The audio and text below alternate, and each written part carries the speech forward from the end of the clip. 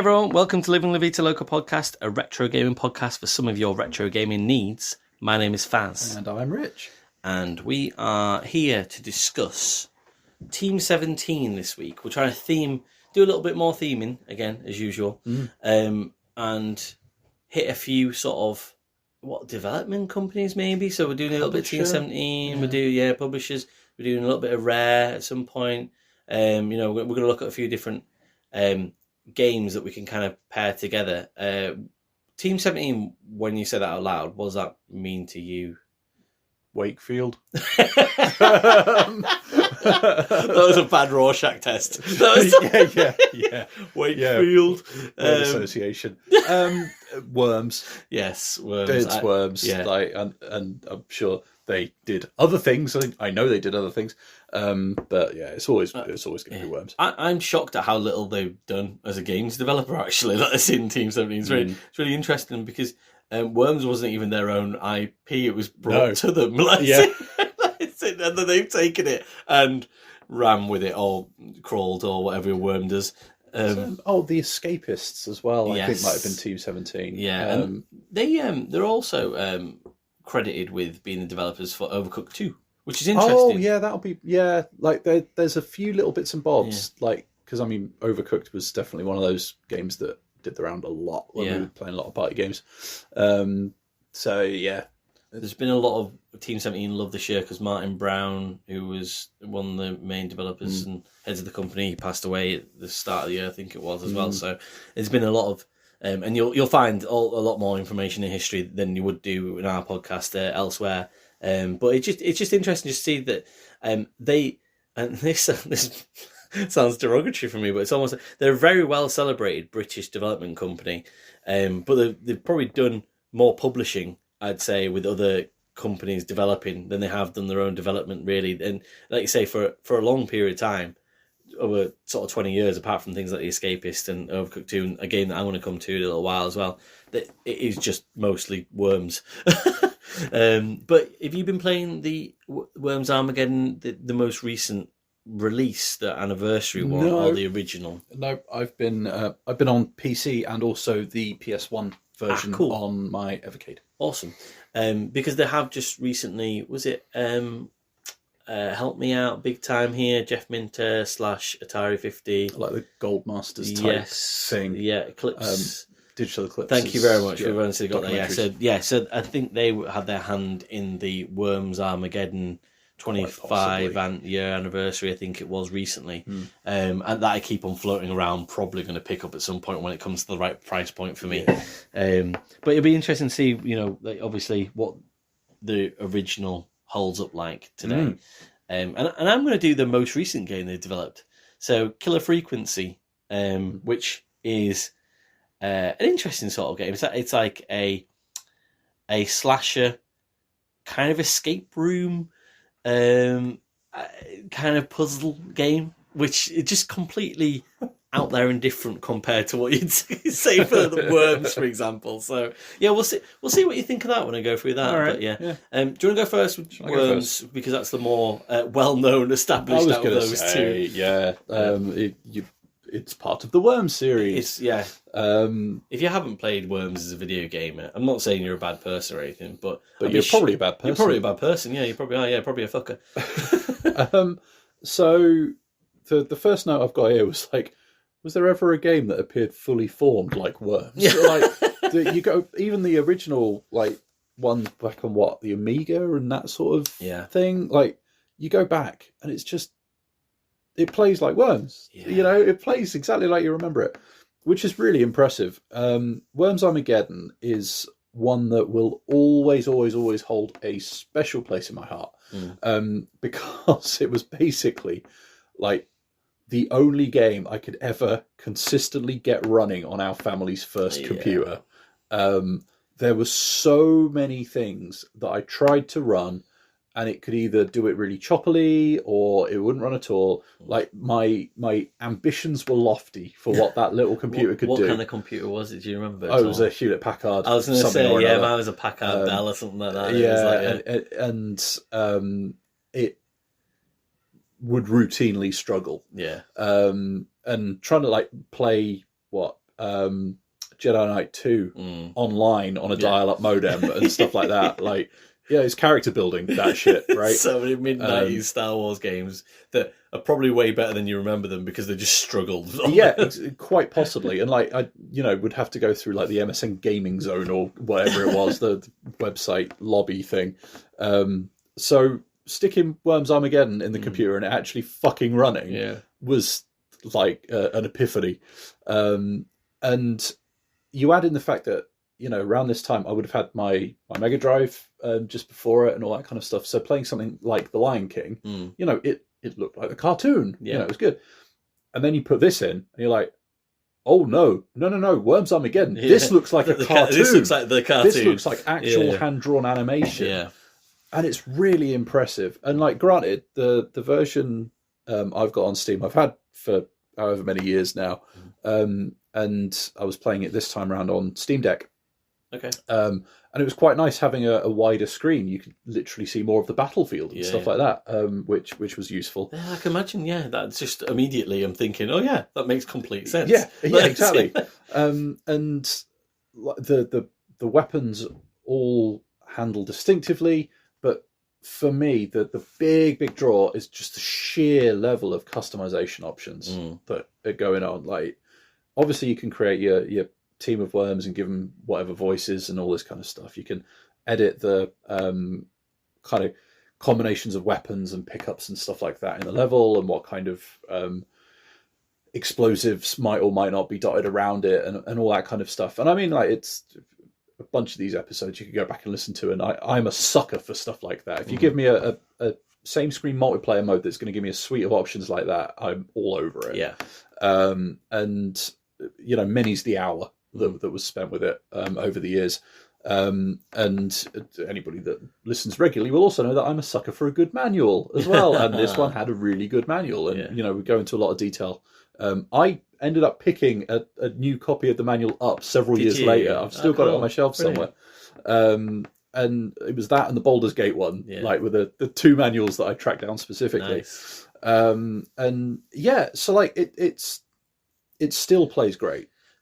Can I just ask? About multiplayer / bots and things, and we're probably about to go into that, but just no, I probably wasn't. Oh, right. Okay. I just took it as a given. But like, almost like my fondest memories almost of Worms would be having 4 people sat round a PC, like as in and taking turns and stuff like, and I don't think I necessarily really had much of a single player experience with Worms, but obviously this time around it sounds like you did. And how's that play? Because I don't remember a lot of just sitting and playing Worms by myself, because I assumed you always had to have someone else with you for fun. But so a lot of the time, a lot of like back when, a lot of the multiplayer Worms stuff would probably be the version of the first Worms game that my sister had on PlayStation. We played multiplayer a lot of. By the time Worms Armageddon comes around, I did mainly play on my own against bots and in the single player stuff. The bots could be customized for difficulty and all that kind of stuff. They tread a really good fine line between convincing you that you've been lucky or skillful. Like, it's a very, very tough line to tread, but it did tread it well. Yeah. The single player stuff, I'm legitimately terrible at. So you'll go through, you've got like a training mode where you can go and get different medals based on the kind of difficulty of what you're trying to do. But the medals you get dictate what kind of missions are open to you in the single player. So you can do like the kind of bronze level stuff, and then you have to have a silver medal and kind of prove your worth before you can go in and do the other ones. And I've never progressed particularly far. And this was the case until we got to 6th form and someone had a laptop. Worms Armageddon was the first game we put on it. And we all started getting laptops, and eventually, it was the old Unreal Tournament story all over again. But Worms Armageddon was like the one that, because we only needed one computer for it. Yeah. So that would be in the common room at lunchtime. We would be playing Worms Armageddon. Yeah, that's loads. Cool. And that was when I realised, like, oh yeah, the single player's fine, but I really don't need it. And again, like that whole difference between luck and skill. I can imagine that if you are legitimately skillful at this game, it's you can flip in like you were saying about Neo recently and stuff like that. I can imagine it's like that. And all this kind of stuff where you just see the game in a completely different way and, can absolutely exploit like wind speed and direction to its fullest. And wind speed. And you know exactly how long to press the fire button down for, or like how to angle your jumps and stuff like that. But there's also nothing funnier than just seeing somebody all fuck up. Yeah, just seeing somebody just take ages to set up a shot and just flying off the fucking screen. You're like, and it's whenever I was playing it, I would always go for like maximum chaos. So it'd be like all weapons on for like infinite, like no limits on what weapons you had. Pickups would be on full so that they would explode everywhere. Number of explosives would be on full, and it would just be utter bedlam. And like it was always that kind of, well, I think it was one of the first games that kind of taught me that like that kind of emergent gameplay thing could be fun, where it's not necessarily a scripted event, it's not necessarily something the developers had in mind, it just sort of happens and comes about. And you fast forward to when I'm playing multiplayer on like Battlefield and stuff like that with destroyable environments there, all those like big kind of Call of Duty matches and stuff like that. And it's the same thing again, that kind of emergent, like, oh, well, that's kind of what happened to us in this situation. And that's our story. And this was definitely where I started to appreciate all that because it was such a step up, like for me from Worms 1 on the PlayStation and just dabbling with it and seeing these little pixelated like lines that were meant to be worms hitting these little pixels that were meant to be grenades around and stuff like that. I still remember the animation of them flicking it up and doing a header and stuff like that. And then exactly. And then seeing all of these, what to my eye were like hand-drawn worms going and doing all of this stuff was great. Yeah, it was so pixel perfect as well in terms of how it actually reacted to what you're trying to do. Like, so the animation and the drawings were vital to making that happen. But if you wanted to just get your worm just to the safest place possible, and you knew you had a certain jump that you could make, and it was like, and it was actual pixel accuracy to make that jump. Like it never shortchanged you for.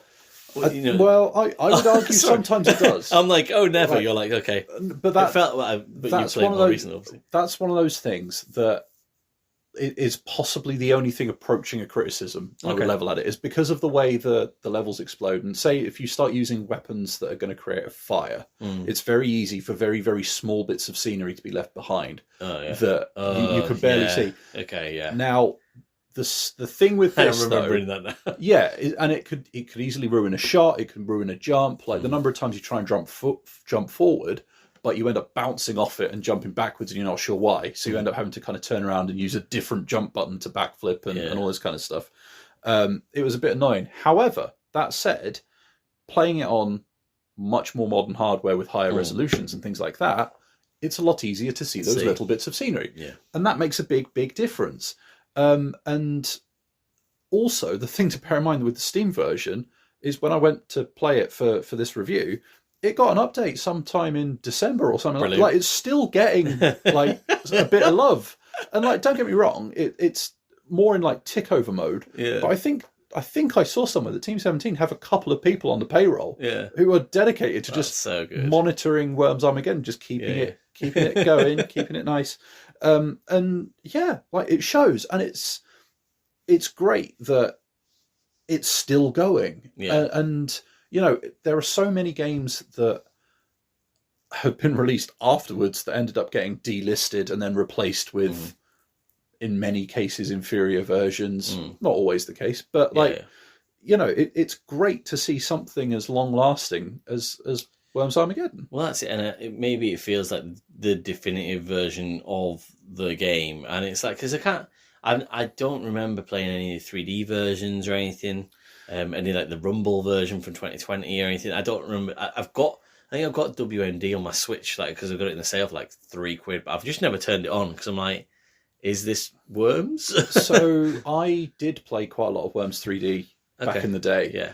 And it was fun. Like we played a lot of multiplayer on it. But then it was one that we quickly moved on from. Yeah. But I can see why they tried to make it happen. It wasn't a criticism necessarily. It was just almost that I wonder if you just kind of go, right, that we've nailed it. Yeah, we've nailed it. Yeah, exactly. Yeah. I've played Worms WMD on a couple of platforms now, and it's never gelled with me, and it's never quite landed in the same way. And I think when they started to like introduce different worm classes and stuff like that, or like drivable vehicles in one of them. You're looking somewhere. At me, and I'm just saying, like probably. And buildings and things like that. They've tried to introduce various things to mix it up a little bit, and it kind of doesn't really. It's never landed for me. Yeah. And so for me, this is the quintessential. Like this is where Worms peaked. To the extent that I'm kind of surprised that. Well, on the one hand, I'm kind of surprised. On the other hand, I'm absolutely. I would be more surprised if they did. But like Worms Armageddon 2, like that. Would that not have been the obvious one at some point to trot out? But they've never gone for it, and I can kind of see why. Yeah. I genuinely I was on the cusp of doing it anyway, but I will. It's payday on Friday. I'm gonna just pick up Worms Armageddon Anniversary Edition. Yeah, to see. I would love because I just play some Worms. Yeah, I would love to hear, like, especially with the extra bells and whistles for the the kind of documentary type content. Well, I don't know how much is on there, but I assume there is some if it's digital. Yeah, I think so. I mean, like Lucky Fingerprints, and Team 17 must have, reams and reams of data and information on Worms. I would have thought so. Yeah, but I mean, like, I think as a distillation of everything wormy, Worms Armageddon is great. It's still great, and we've had it a few times in this where you play something when you're younger, and then you go back however many years later, and you look at it and you go like, oh, it's definitely not as I remember it, or it's not as good. It's still great, and if anything, like, again, playing it on more modern hardware with that wider view, if anything, I think it's getting better as it ages. I genuinely think that, and it's one that I periodically check in on, like, and still enjoy. And I never play it for very long in any given time, but I always enjoy it when I'm there. And I think for me, especially this time through, going and having a look, what really highlighted just how good it was playing the PS1 version on Evercade, and it's still really good. Yeah, like, it's not as good, but it's still like, for what it's doing and the platform it was on and all that kind of stuff, really impressive. Yeah, it's almost really like it probably. It'll never get talked about in the same way, but you have the Doom joke. You could play Doom on anything. Yeah. Because you could just probably play Worms on anything. Quite possibly. But, like, if you're talking the kind of, the purest distillation of the core mechanics of a thing, Doom, Space Invaders, like those kind of classics where, it's just, that is the purest form of this thing that we all enjoy. I could absolutely see why somebody would point at Worms Armageddon and say it. But then I could also, by the same token, see why somebody would point at, like, the director's cut version of the original Worms on the Amiga and go, well, this kind of did it first anyway. This Worms Armageddon just looks a bit prettier. So it's that would be a discussion for another day. But for my tuppence worth, I absolutely bloody love Worms Armageddon, and I will give it 10 out of 10 every day of the week. Oh, really? Yeah. Oh, wonderful. Because I do think that, honestly, I didn't expect to necessarily have that much nostalgia and love for it, because I didn't play it as much as it sounds like you have. But yeah, honestly, like, as soon as you start talking about it, I was like, I genuinely had that need and hunger to have Worms Armageddon back in my life, and it's like, and you forget about it, but then but you're going to go back to it and go, this is like, it's going to make me feel warm and fuzzy inside, and that's exactly it is like seeing an old friend. You'll go off, you'll do your own thing for however long, and then you'll end up in the same place at the same time, and it'll be just like old times, all over again. And like, I absolutely bloody love it. Are you interested in finding out about what Team 17 are up to, or have been up to recently? I mean, no, but go for it. Something tells me that we're not going to knock it on the head after 20 minutes, are we? So sorry, you are. I mean, I've taken the time to play this game, so although it didn't take me a lot of time, so it's a nice swift game in about, I think it's about 5.5 hours maybe. So yeah, it's a first person. It's kind of like slasher horror comedy set in the 80s, but effectively it's a reverse escape room. So you are a a DJ, and actually you're a former big shot DJ. So called Forrest Nash. So it's not you, is a character, and basically you've either been moved or you've moved to a bit of a backwater town, after an unknown incident. You don't know what's caused this sort of situation for you to end up being now a graveyard shift DJ in the middle of the night in this tiny little town. But anyway, the setup's there, and you are with Peggy, your producer, and that effectively is they're the only people that you actually sort of, I guess, see in the game. And you don't even get to see Peggy. She's hidden away behind a screen. You kind of see a silhouette of her sort of sat there, chain smoking a cigarette or whatever. So you never really kind of see anybody else particularly until towards maybe the end of the game, and even then you don't really sort of see many people. So the idea is that events have conspired so that you have become the impromptu call handler for 911 for the town that night. And people are calling in because they're being hunted down by a serial killer called the Whistling Man. And they are effectively asking for your help about what they should do in these certain situations. And you are using clues hidden around the radio station and also your own nous, and listening to what the information they're giving you to be able to guide these people either to salvation or to their doom. But it's really fun, really tongue in cheek about it and stuff. Right. That is in. So it's not like, you don't ever really necessarily feel too stressed about it. And that's probably a bit of a negative point about the game, is that I think it could have been more intense and still have maintained some sort of, I guess, still maintained its light-hearted touches. I think that probably could have been a bit more pressure put upon you as a player during these situations. Say if a person was being chased by the Whistling Man, they're like, "Oh, I've come into this room. He's in the next room," and the puzzle might be, right, well, there's a map on the station wall or whatever, or I faxed you a map of my office workspace, and I'm in this room and he's in this room. Can you tell me which route I should take and things? And you probably have quite a lot. You could take as much time as you want almost on that puzzle to kind of think, right, okay, this is. Whereas if it was like, come on, oh no, he's opening the door, quick, come on. And sometimes it is a bit like that, but mostly it's like there are a couple of timed questions, but even that, it's like you seem to get like 30 seconds to think about your response. Whereas if it was like a 10-second go, it would feel a bit more like, oh, this really depends on me. Almost feels like that could be an alternative mode or something. Yeah, doesn't it?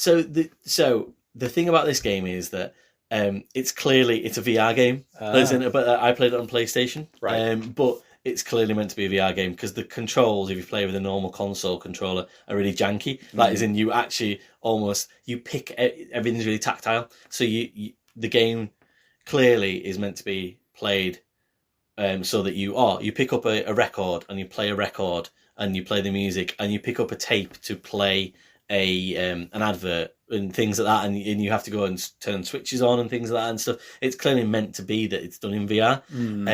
And I would have done it in VR if it was £21 in the Quest store at the time. I looked yesterday, it was £7, and I was like, oh man, I wish I'd played this in VR, because I think that it would have been a lot better if it had been played in VR. But it's still for 5.5 hours you can get by with the console controls. It just isn't as fun, I would say. The initial loading times are an absolute fucking horror show. Like, as in, honestly, they're so sluggish. I couldn't believe getting into the game. It's like a 3.5 minute wait just to load the game back in, and I was like, "What's this game? What's this game chugging about?" That is in. It's not a graphical powerhouse. That is in. I wonder if that was maybe to do with the port of putting it back onto a console game rather than making it VR. I don't know. It was very interesting to see how long it took to think about it. It's just a point that I remember just sitting there thinking, I'm really annoyed now. That is in. Why does this take so long? But yeah, so over the course of this night, you have, I think there's 10 people that you can save from the Whistling Man, and they vary from different sort of high school kids and stuff. I mean, probably the high point is somebody I guess it might be a college student rings you, and actually it's her and her friends you have to save, and then they all have different. You work out from a note of somebody that's left in the radio station who's been an intern there, who's written about their friends and said, this person's really good at this sports or whatever, this person's really good at, being in control and things. And you have to work out from this note which person should do which job to escape from the Whistling Man, and you can save all of them or you can save none of them. And it doesn't really kind of intimate sort of what kind of... I think I saved some of them, and I saved like the main person from the group who was speaking on the phone. But you know, and you get through achievements quite quickly and stuff like that. So you know, and I started off really poorly. Like as in, I got my first few people absolutely mullered because I didn't quite get what was going on. Yeah, and there was a couple of sort of red herrings in the radio station as well, where it was like, you know, you pick up a newspaper, it'd say one thing. And I didn't realise that was going to be the case. So I was like, oh, great, here's the clue. And I'd go back and it'd be like, oh, actually, there was like another little bit of the clue. And you're like, fuck. So, yeah, I think I got away with saving about like sort of half the people. The narrative and the characters that you spend time with, they're fun. Do you know what I mean? Like, it's nice. The radio station at night with the neon lights, the 80s vibe, the 80s music and that's playing as well. And it's not just your classics. I'd never heard any of these songs before, but they're all really, really good. You know, that's fine. Some of the like things like the commercials that you play, like the Harvest Festival commercials, hilarious. It's almost like early Grand Theft Auto radio, like Grand Theft Auto 3 sort of funny, but not as crass or anything. But and then also like little things that your characters might come out with, like where I think that they're trying to find someone. It's like, oh, find a Clive to stay alive. That isn't just stuff like that. Where you're like, you know, we're trying to find Clive here and stuff, and just these little radio, you know, I guess little beats that you kind of go, oh yeah, I've heard that on like a local radio before, like as a game and stuff, and yeah, it's all right, generally. Yeah, I enjoyed the narrative and the characters. I thought the puzzles were okay. They could have been better. I thought that they thought they were clever, and I just don't think. I think they could have been better, and it could have been more intense. It wasn't the worst 5 hours I spent on a video game, but at the same time, I could have easily taken my time back and gone, actually, I've not lost anything from not playing it as well either. But it was, I guess, it reminded me of things that have probably done it a little bit better. Certainly in the VR field, for example, something that was puzzly and more intense and had elicited more emotion from me was what's it called again? I Expect You to Die, I think it is. And I think they've done 3 games now. I've only played the first one, but that's like where you like it's almost like you're framed like James Bond and you're stuck in a car and you've got like a minute to get out before the gas starts coming in and stuff, and you're pulling all these levers and there's like maybe like, you know, like a clown horn in one of them, like fuck. That's really kind of like what was going on here, but just over an elongated period. And it kind of even carried the non-intensity through as well with some of the conversations between Peggy and Forrest. Almost you're a bit like, oh come on guys, that isn't, I like you, but let's just jog on. Do you know what I mean? Everyone this could have been a 3-hour game and had harder puzzles, more intense, and just had a bit more about it. You know, and I'm not a massive fan of jump scares, and there's like maybe like one in this maybe, and I don't think they necessarily should put more in, but I think it just could have been a bit scarier almost. That is in, you know, it just could have had a bit more. Like there's a point where you actually exit the station to go around the back of it and stuff, and normally you would go, I feel at risk here doing this. Like there's a serial killer running around, and at that point they've already like ran into the station and stuff, and they've kind of clicked on what's going on, and you're a bit like, I'm probably going to be in trouble here. And then you go back in the station, and you kind of leave a door sort of almost like open to it, and you almost think that, you know, like, and you're rubbishing around in the basement while Peggy's still upstairs, and you just think something bad should happen at that. Like, as in, you should probably follow a bit of a horror trope there. In the Hollywood version of this. Yeah, exactly. Yeah, and you just think, you know, you've just not, you know, in the Wakefield version, they've just not picked up the vibe that they should have picked up. So yeah, it was charming, funny, and you know, it just wasn't. I don't think it was clever enough, or scary enough, or funny enough to be memorable. I think it would have been better if it was if it'd been on the headset as well, because it was clunky not being on it. And all it did was make me think about the Quarry and how much I enjoyed the Quarry and the options that I had with that, and the narrative with that, and how much better that was than this. So yeah, an interesting experiment. I'd say a 5 out of 10. You know, not the worst game I've ever played, but I'd recommend playing it on VR, and I think you'll probably get a few more a better experience out of it. But on a console, I wouldn't bother, to be honest, that much really. Weirdly, the your sort of description of it is kind of making me think of like Night Trap and stuff like that when we looked at that. Yeah. And that's kind of I probably sound a bit. I'm a bit more down on it necessarily than you'd see maybe written reviews about it and stuff. But I guess that I feel like some of those reviews probably come from a VR point of view. Yeah. And it just feels like, I'm going to be honest, it feels like a VR game from 2017, not from 2023. It almost feels like they've done this now, and I'm a bit like, I just, it's not a misstep, don't get me wrong. But I just think there's better stuff out there in normal console gaming and VR gaming as well. So, and if that's the case, then I can't, put my hand on my heart and say, go play this more than this, because that's just not true. I think I'll stick to my Team 17 Evocade cartridge with like Alien Breed and all that kind of stuff on. It's interesting just to see what they're doing at the moment, like as in what they're developing, like as in to develop The Escapists and then Overcooked in like 2019, I think it was, and then go Worms Rumble 2020, and then nothing till 2023, and they bring out a VR game, like a horror slasher sort of comedy VR game.